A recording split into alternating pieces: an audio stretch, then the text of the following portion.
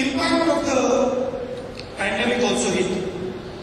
Finally, after the pandemic, we were saying that you need to put in structures that will protect small and medium industry. The government offered loan waivers to the biggest industrialists. Thousands and thousands and thousands, lakhs of crores were given to them. But the protection that you alone was not given. So I think we are in a very bad situation now. Also, we have this NPA problem that 15-20 large businesses have access to the banking system. They owe lakhs of crores of rupees and those are non-performing. So without unblocking the banking system and without giving you protection and without giving you the type of incentives to create jobs, I don't think we are going to move forward. And my sense is that it is going to be very difficult for the BJP with the mindset that they have to extract us out of this dynamic. That's my sense. Thank you, sir. Next question is from Feroz J. Dak, Missionary Association, Davadi Brothers. Feroz Dak.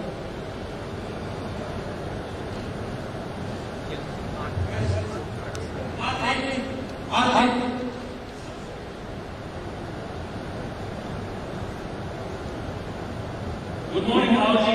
Welcome to Coimbatore. Good morning. Thank you. All schemes are being announced in a big way, but nothing is being implemented in a proper way. It is not done in a very harsh way. Now the latest is about the farmers issue also. And my another question was again about the GST. I have explained it, but I must still we small industries, people are really affected by GST. Does the Congress government do a shift or anything that the GST slab, which is at a very high stage, will it come down? I address all this, it will be better. Thank you. We have made a commitment, and I have made it many times. Ex-Prime Minister has made it, others have made it, Sitamarji has made it, that we do not agree with this GST at all. We do not believe, first of all, GST cannot have 5 slabs. The idea of a GST is 1 slab. So people like to call this thing a GST is not a GST, this is something else. So we commit 100% that we will go and deliver 1 slab and minimum tax GST. That is a commitment that we have made and we will stick by it. See, in order to get there, you have to be able to have conversations. You have to be able to listen to people. You have to be able to work with people and negotiate with people. The problem is that the current dispensation in Delhi does not believe in negotiation.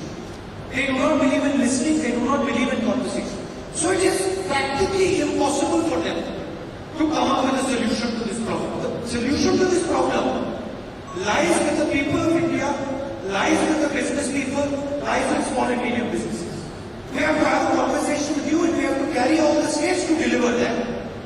It is not going to be done just by forcing it on the people of India. When it comes to announcements of big schemes, look, the bottom line is very simple. The Indian banking system is not working.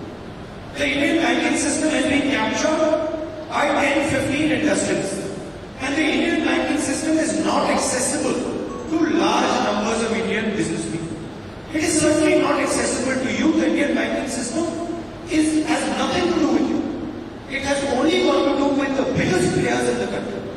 Until this discrepancy is changed, you will only have announcements and you will have a lot of drama going on in the television. You will get no results. The fact of the matter is that India as a country is unable to provide jobs to its people. Our economy has been devastated. What used to be successful has become a disaster. And we are not going to get out of this anytime soon. Because the government simply is not interested in listening to what the large numbers of people who help this country move forward have to say. Thank you, Ramaji. Wish you all the best.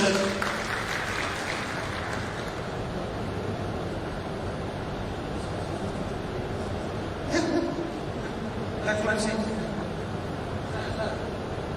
When the government, Congress government comes, the GST slab system will be a single point of view. Not only a single point of view, it will be a single point of view with the minimum possible tax. And I assure you that it can be done. It is not difficult to do. It can be done.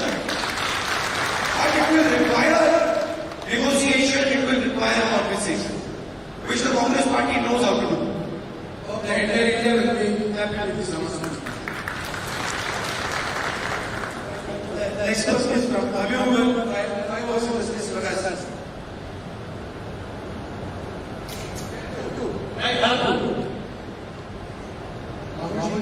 I come from the birthplace of Kamaraj.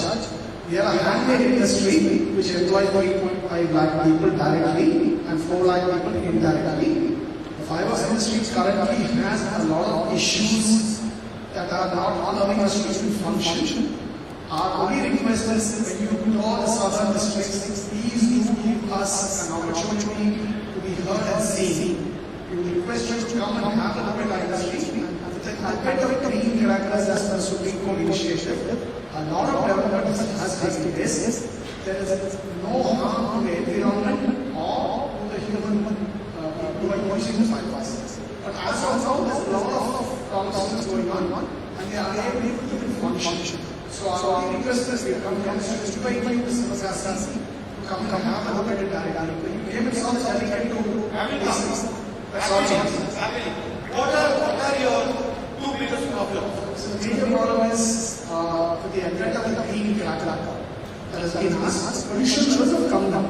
But even now, it has not been implemented in many states. A lot of states have an apprehension that fibers are still causing problems. So the sale of fibers has been banned in 5 states as of now.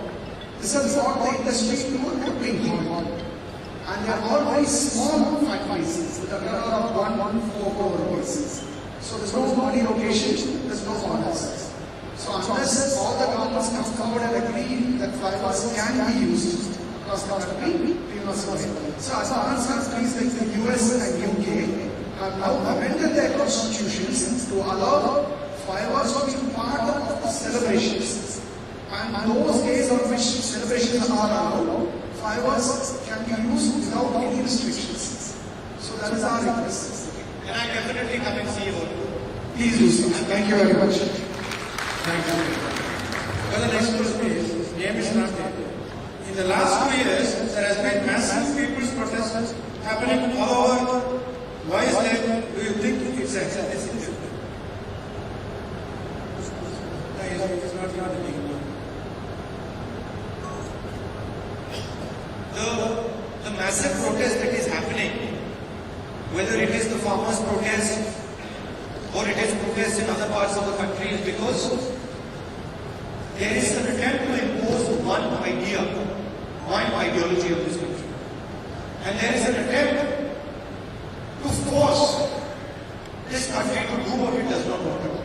There is a capture of the institutions and we are heading in a dictatorial direction.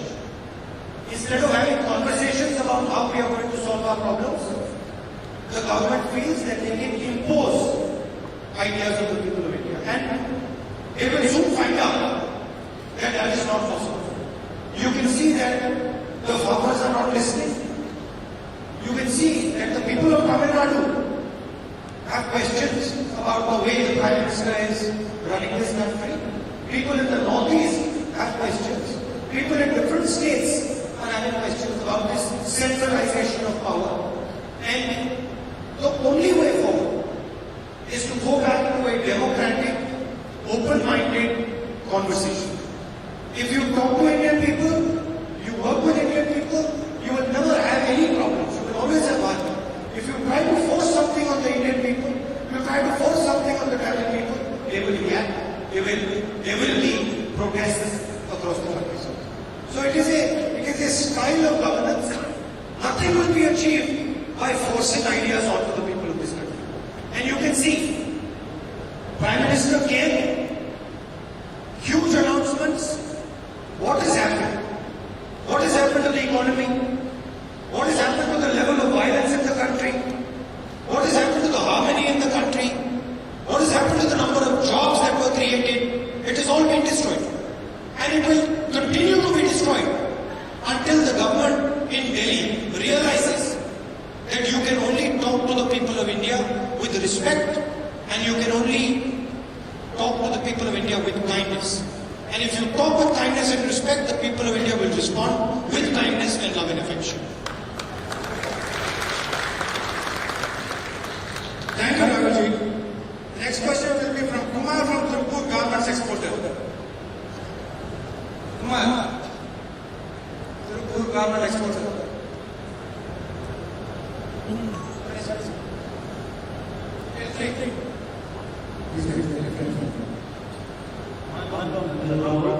Welcome to this festival. Thank you for being here and listening to our issues. I'm from Tirupur, I'm a garment exporter. In the advent of demonetization and the implementation of the GST, we face a lot of troubles and we are slowly recovering from it. The problem I want to emphasize here is MSMEs are the backbone of Indian economy. Next to agriculture, it is the biggest employment provider. But MSMEs are now slowly perishing. That is now happening in the country. Why? Because there are a lot of issues. As a businessman, I want to come and see the business activities. I want to see the development of my business. I want to go to the next level. But the problem is, I don't have enough time to address the compliance factor which is being imposed day by day. This is the first point. The second point is, Did you say complex structure? compliance like the GST or whatever the new compliances are coming again and again. And next is the effects of Basel III norms in the banking sector. See, mostly MSMEs are unorganized sector and Basel III norms are too high for us. We cannot able to observe the Basel III norms, and it is now monthly rating which is affecting our business and getting in bank loans now an uphill task. The third is from the Congress budget when Anand Sharma was our Commerce Minister, your negotiation has started with Europe and US for the free trade agreement. Until now it is not happening. As a garment exporter, we are now I am not going to compete with my nearest factory. I am competing with a factory in Bangladesh, a factory in Sri Lanka, a factory in Thailand, a factory in China. So when the factories from Bangladesh, Pakistan and Sri Lanka are coming for a negotiation, without even seeing the garment, they are 10% less than us because they have the FTA. So we have to be very 10% competitive on that ground. Based on this, what is your take on FTA, on Basel norms, and what are we going to do for the revival of the sector? Thank you. I mean, the Indian system, as you said, is becoming more and more complex, and it is becoming more and more difficult for small and medium industry to operate. And it is becoming easier and easier for bigger players to operate. The entire focus of government policy, of the banking system, even of the media, is on the largest players. The focus of the government is not on the small and medium players, but the future big players will have to come from small and medium industry.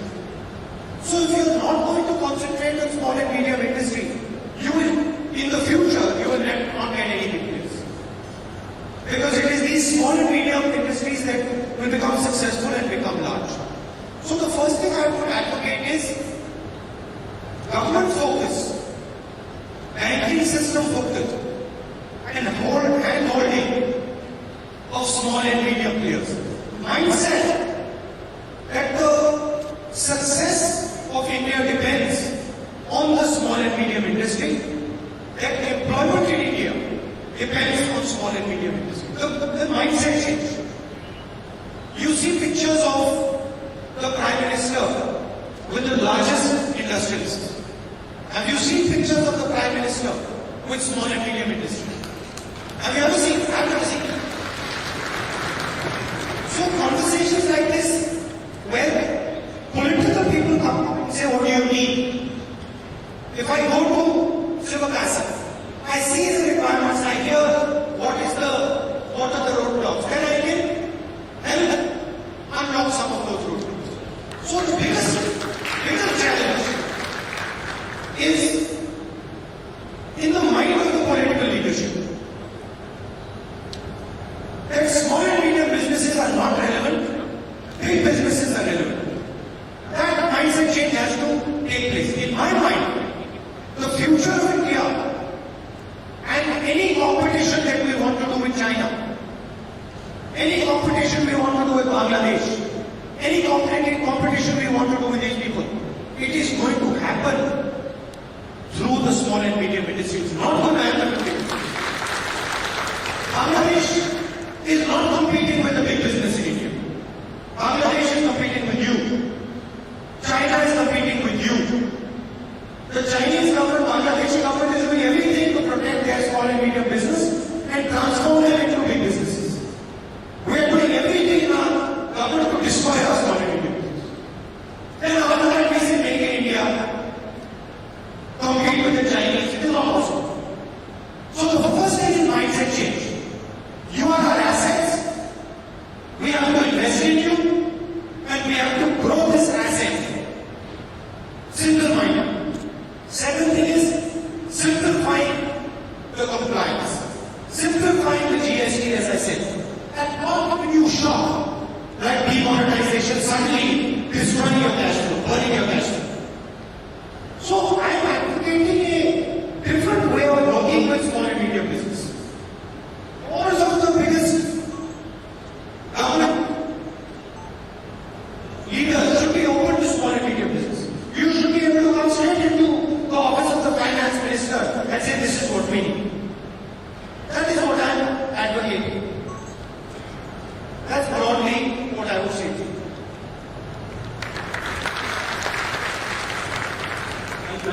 See, all these ideas that you talk about Make in India, and then the same five industrialists are there. You talk about telecom, the same five fellows are there. You talk about defense, the same five fellows are there. Now you talk about agriculture, the same five fellows are there.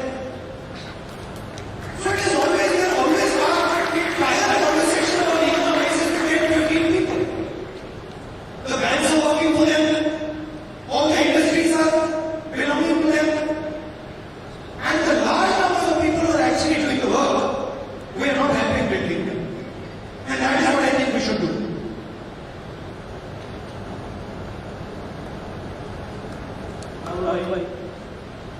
Yes, you can say that's not us. I mean, maybe they are more than 5, maybe they are 10. But broadly, yes. Let's continue with some questions for Tom.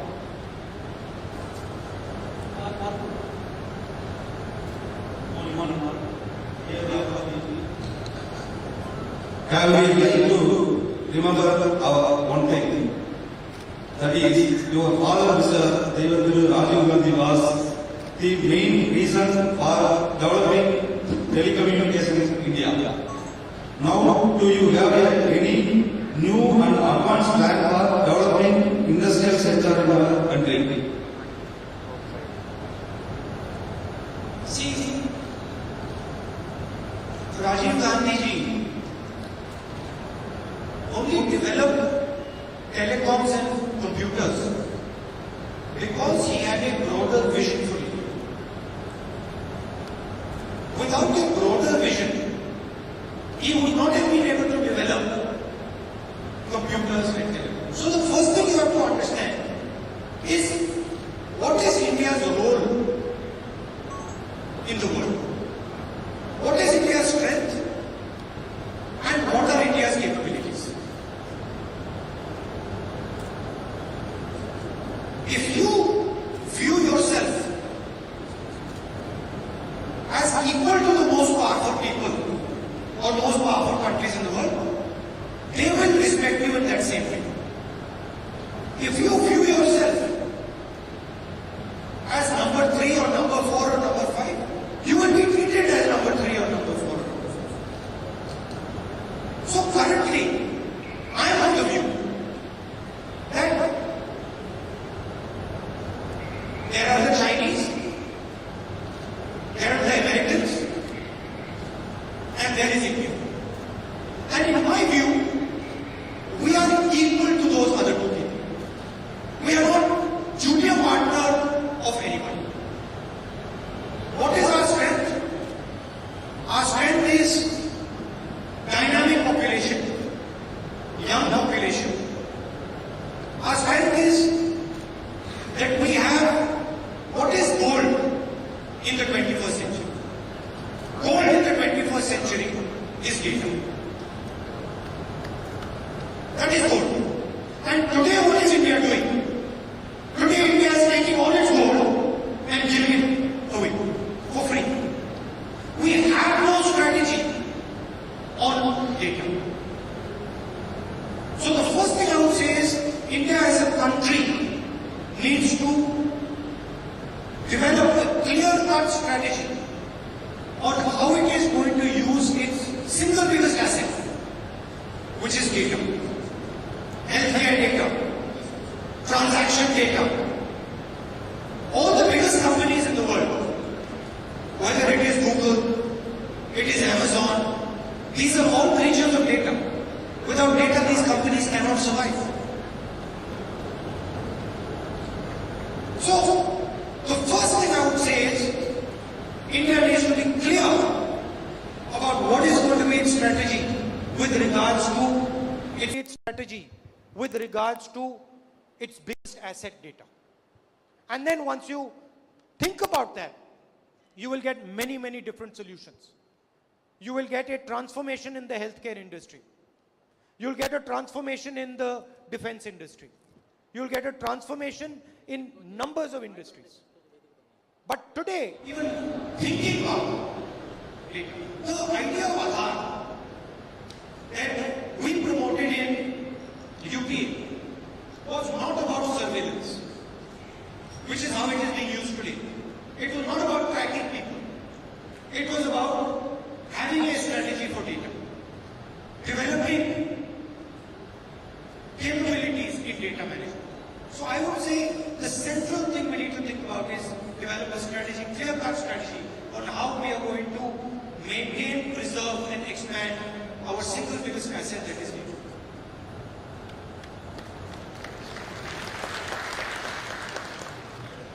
Thank you, Rahul. The next will be K. Vijay Kumar. Vijay Kumar. And welcome to this session.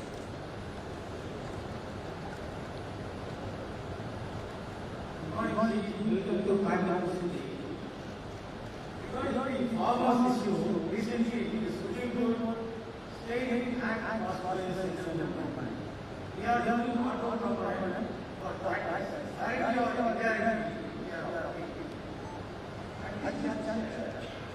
What will be your next move? Or what will tax completely or not? So we have made it very clear that we are against these three bills and we fully stand with the farmers in removing these three bills. So that's the Congress Party and the UPA position. These farm laws, they are going to cripple agriculture in India. We were for a reform of the agricultural system. We believe in reforming the agricultural system. But we do not agree in the destruction of the agricultural system. These three laws will destroy the agricultural system and will hand over the keys of the entire agricultural system to 3 or 4 large industries. We are against them. So we are going to stand with the farmers and we are going to support them and make sure that these three farm laws are taken up.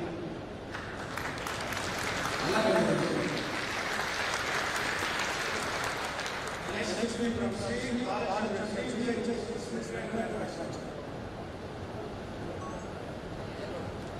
Welcome, Ramaji. I want to know what role does diversity play in the country economic development growth? What role does diversity play? Economic growth. So,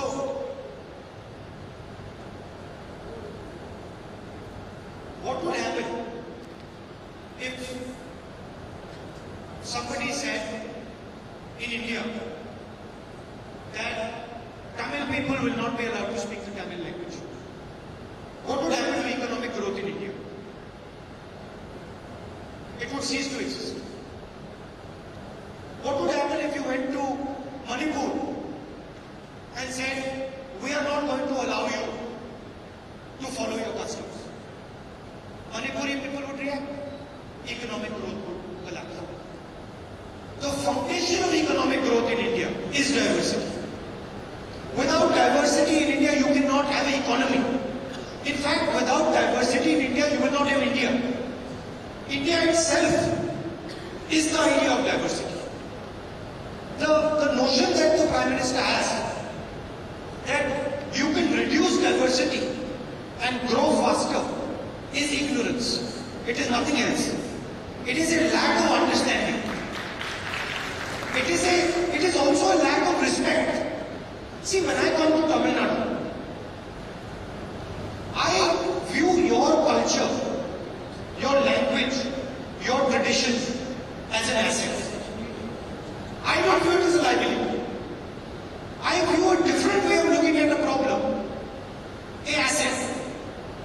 Maybe I can go and ask the Tamil people, I've got a problem in New Delhi. Maybe I can ask the Tamil people how to solve this problem. They will give me a unique answer. So I view it as an asset. The current dispensation views it as a liability. They think that power should be centralized, that one man should control everything, that one organization should control everything. I believe that if Tamil Nadu is India, then India is Tamil Nadu. I cannot say Tamil Nadu is India, but India is not Tamil Nadu. That is just wrong. If I accept that Tamil Nadu is India, then I got to accept India as Tamil Nadu. That means I got to embrace Tamil Nadu. I got to listen to the people of Tamil Nadu. I got to respect the language. Maybe I got to try and learn the language also. One of them. Slowly. So, you cannot have an economy without diversity. And we should promote, the more diversity the better. The more point of views the better. That is the difference between their thinking and our thinking. One more question, please. If there are very small, tiny industries doing this behind us,